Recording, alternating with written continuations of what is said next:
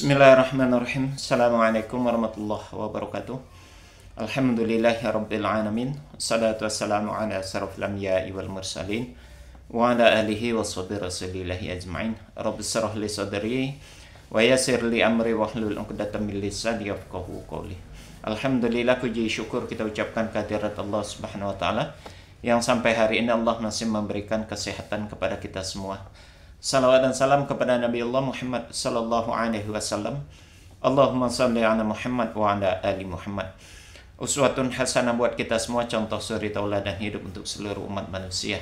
Saudara sekalian, pada kesempatan kali ini kita akan mencoba memberikan satu reaksi atau tanggapan terhadap penyampaian atau ulasan yang disampaikan oleh Sekjen PDIP Pak Hasto Kristianto, yang beberapa waktu yang lalu mungkin saudara juga sudah menyaksikan.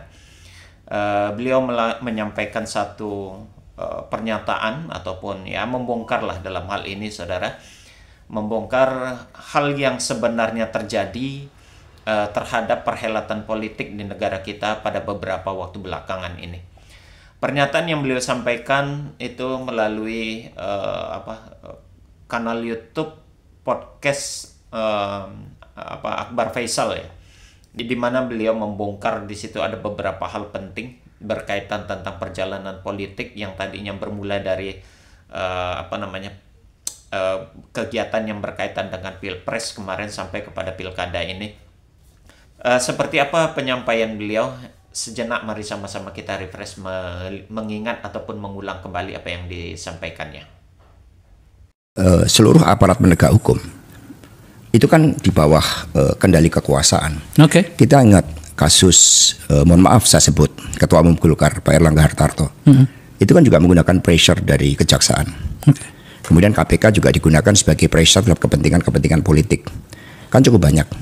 Tiba-tiba di Banten, Sungai Airin, meskipun kita juga tahu terhadap backgroundnya, tapi tiba-tiba muncul suatu persoalan.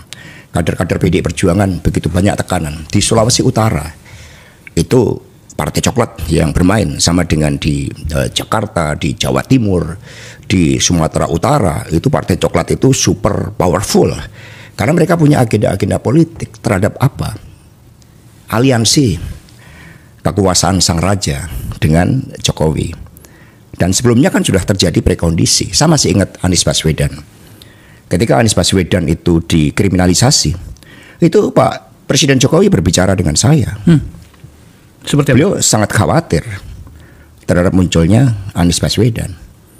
Sehingga itu nyata-nyata kasus Formula E itu kriminalisasi, dan saya bersaksi itu dari perintah Pak Jokowi secara langsung. Sama juga dengan hal terkait dengan revisi Undang-Undang KPK. Kalau kita lihat revisi Undang-Undang KPK itu kan sebelum pilkada serentak di mana Mas Gibran dan Mas Bobi maju. Karena saat itu ketika Pak Jokowi berdiskusi sama dengan saya untuk rencana bagaimana Mas Gibran dan Mas Bobi maju, saya ingatkan bahwa di dalam beberapa case itu konsekuensinya Mas Gibran dan Mas Bobi akan jadi pejabat negara loh Pak. Begitu jadi pejabat negara, urusan gratifikasi itu menjadi sensitif. Maka kalau kita lihat ada kaitannya revisi Undang-Undang KPK dengan pilkada terkait dengan Mas Gibran dan Mas Bobi yang mau maju. Sehingga pernyataan Pak Agus, mantan Ketua KPK yang juga dibentak oleh Pak Jokowi, akhirnya itu saya benarkan. Karena memang itulah proses intervensi. Hanya sayangnya kan Pak Jokowi ini sering main belakang. Berbeda Pak Prabowo yang sikapnya kesatria gitu kan. Diminta dukung Lutfi aja itu menunjukkan sikap yang jauh berbeda. Itu kan ekspresi yang disampaikan kepada rakyat bahwa saya menyampaikan ini di rumah Pak Jokowi pada hari Minggu. Itu kan pada akhirnya rakyat menangkap itu sebagai suatu bentuk pesanan. Bagaimana perlakuan terhadap seorang presiden yang berdaulat pun seperti itu. Akhirnya kan rakyat bersikap kritis. Nah sehingga kerusakan sistem hukum itu by design. Termasuk persoalan yang muncul antara Pak Firly kemudian dengan Pak Sigit Listio terkait dengan proses kriminalisasi Anies. Jadi semua sudah by design. Mengapa ini saya sampaikan? Saya pikir semuanya sudah selesai ketika Pilpres. Kita juga sudah datang seluruh anggota legislatif PDI Perjuangan, hadir semua diminta hadir oleh Bu Mega. Perintah langsung Ibu. Perintah langsung Ibu tertulis menghadiri, wajib hadir pelantikan Presiden Prabowo Subianto dan Wapres Gibran. Tapi ternyata itu tidak cukup. Bahkan kemudian saya diancam, informasinya A1, mau dijadikan tersangka untuk kasus yang sangat tidak jelas. Berbeda kasus Sambo, kaitannya kemana? Judi online, narkoba, itu kan mendapat backing dari Partai Coklat, kemudian judi, kemudian tambang-tambang ilegal. Semua tahu itu kan dimobilisasi untuk kepentingan dana pergerakan Pilpres. Tapi ketika urusan seperti ini sama dikejar, saya melawan. Itu yang kita lakukan. Jadi saya nyatakan di sini bahwa Anies Baswedan kriminalisasi itu perintah dari Presiden Jokowi. Baik, saudara, sudah sama-sama kita saksikan apa yang disampaikan oleh Pak Hasto berkaitan tentang fakta-fakta yang selama ini tersembunyi, didiamkan, dan itu memang sangat mengejutkan banyak pihak sebenarnya, saudara, berkaitan apa yang disampaikan oleh Pak Hasto gitu ya. Beliau ada mengangkat berkaitan tentang Pak Erlangga Hartarto, kemudian tentang Partai Coklat ya, tentang pelemahan terhadap KPK, dan yang terakhir, dan ya ini yang sangat menghebohkan, salah satunya adalah kriminalisasi terhadap Anies Baswedan.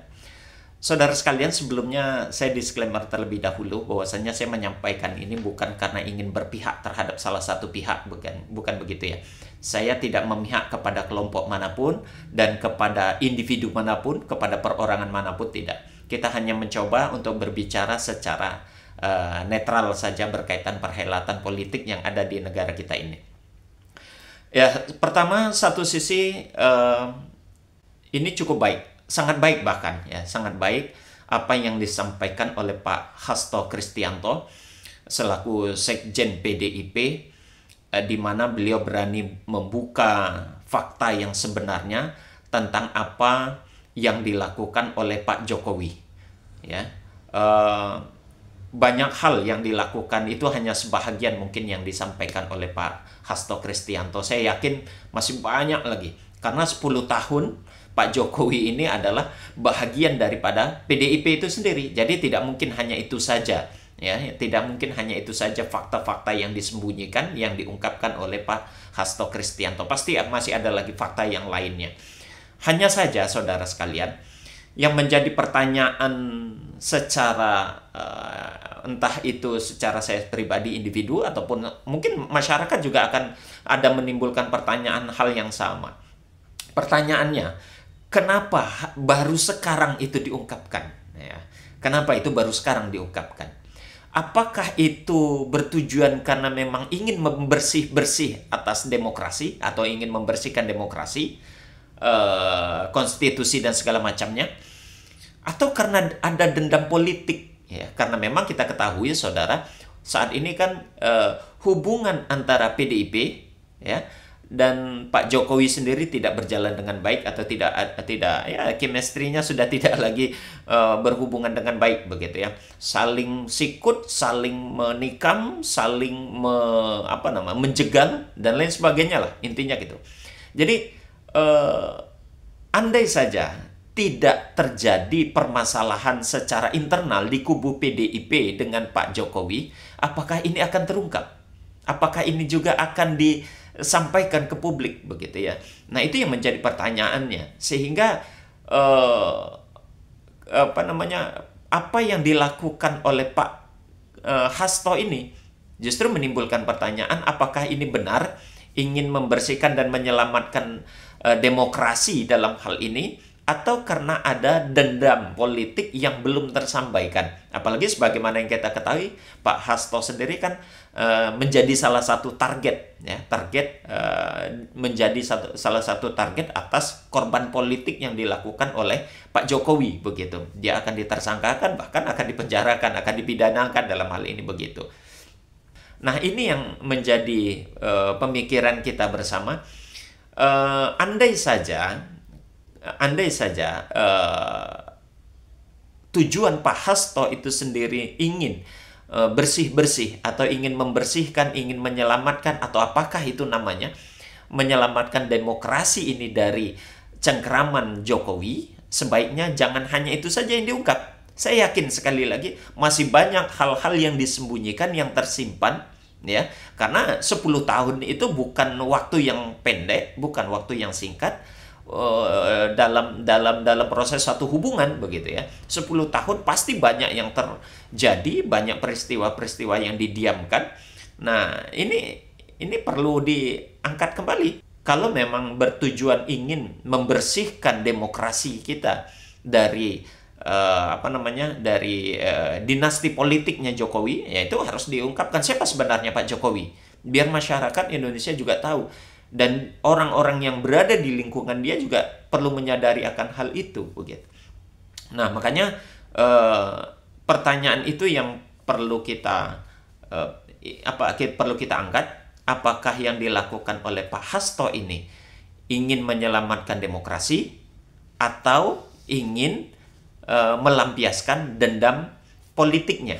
Karena sebagaimana yang kalau kita perhatikan dari cara penyampaian Pak Hasto terhadap fakta-fakta yang sudah beliau ungkapkan, baik dari sisi gestur, dari sisi mata, dari sisi tekanan suara, kemudian face dia secara menyeluruh menunjukkan kemarahan, kebencian, dendam, murka, itu bercampur menjadi satu.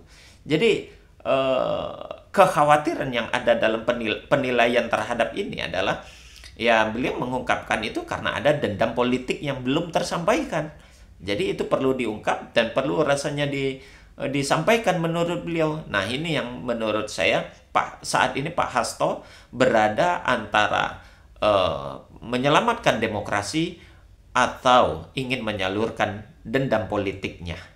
Menurut saudara seperti apa? Ya, beri komentar, beri penilaian terhadap tindakan yang diambil oleh Pak Hasto. Seperti apa pendapat saudara? Silakan ditulis saja di kolom komen. Demikian saudara. Semoga ini bermanfaat. Kita tutup dengan kafaratul majelis. Subhanakallahumma wa bihamdik, asyhadu an la ilaha illa anta, astaghfiruka wa atubu ilaik. Assalamualaikum warahmatullahi wabarakatuh.